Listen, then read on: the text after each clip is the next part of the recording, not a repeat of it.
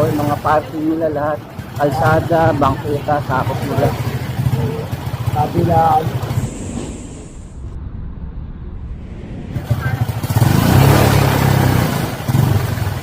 actually paulit-ulit lang.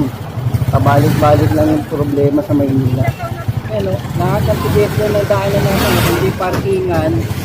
Ano, Tinpestuhan yan, parking. Ang violator, makikita mo sakali ng Maynila. Pag sinita mo, tinama mo, ito pamali yan. Ito pa masama.